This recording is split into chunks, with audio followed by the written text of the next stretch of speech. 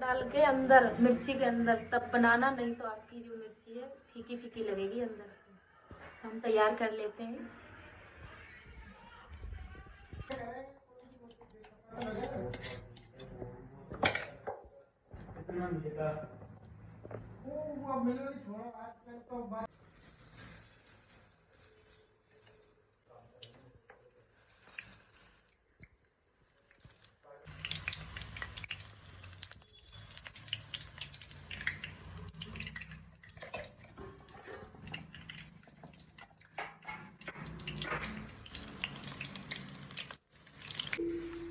दोस्तों मेरी रेसिपी बनकर तैयार हो गई है। पकौड़े हैं और चाय है।